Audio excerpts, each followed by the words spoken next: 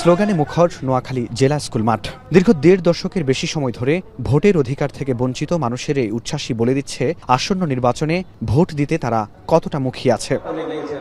শুক্রবার ভোর থেকে জেলার বিভিন্ন উপজেলা থেকে মিছিল নিয়ে একে একে নোয়াখালী জেলা স্কুল মাঠে আসতে থাকেন জামায়াতের নেতাকর্মীরা।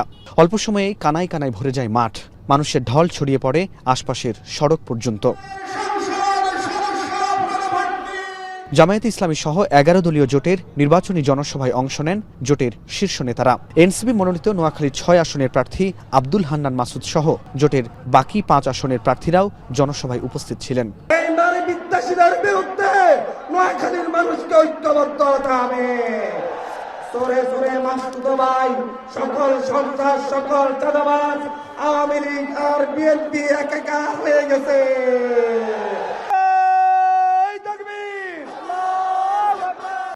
আপনাকেই বলছি, ইন্স্যুরেন্স করলে সিটিতে সুরক্ষা পাবেন নিশ্চিত। জনসভায় জামায়াতের আমির ডাক্তার শফিকুর রহমান ঘোষণা দেন, ক্ষমতায় গেলে নোয়াখালীর সুবর্ণচরকে পৌরসভায় উন্নীত করা হবে। দুর্নীতি, চাঁদাবাজি ও দুঃশাসন মুক্ত দেশ গড়ার পরিকল্পনা তুলে ধরে জামায়াতের আমির বলেন, সারা দেশে ন্যায় ও ইনসাফের পক্ষে গণজোয়ার সৃষ্টি হয়েছে। আগামী ১২ তারিখ বিজয় নিশ্চিত হওয়া পর্যন্ত মাঠে থাকার আহ্বান জানান তিনি। আপনাদের এই ৬টা দাবি আমি বুঝতে পারলাম যে নোয়াখালীবাসীর প্রাণের দাবি। দোয়া করবেন, কথা দিচ্ছি আপনাদের সাথে বেইনসাফি করা হবে না ইনশাআল্লাহ। ইনসাফের মানদণ্ডে দাঁড়িয়ে অবশ্যই আপনাদের দাবিগুলো পর্যায়ক্রমে ইনশাআল্লাহ আমরা বাস্তবায়ন করব। আমরা সব দাবি কবুল করে নিলাম ইনশাআল্লাহ। নোয়াখালীর এই গণসমাবেশ থেকে ন্যায় ও ইনসাফের বাংলাদেশ গড়তে এ অঞ্চলের মানুষের সমর্থন চান জামায়াতের আমির সহ ১১ দলের শীর্ষ নেতারা এবং একই সঙ্গে গণভোটে হ্যায়ের পক্ষে অবস্থান নেওয়ার আহ্বানও জানান তারা। আর এ অঞ্চলের মানুষও নোয়াখালীর ৬টি সংসদীয় আসন ডাক্তার শফিকুর রহমানকে উপহার দিতে বদ্ধপরিকর।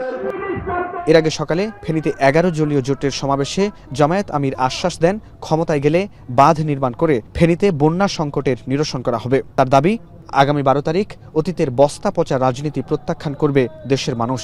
প্রত্যেকটি জেলা হেডকোয়ার্টারে বিশেষায়িত হাসপাতাল ক্রমান্বয়ে চালু করা হবে ইনশাআল্লাহ।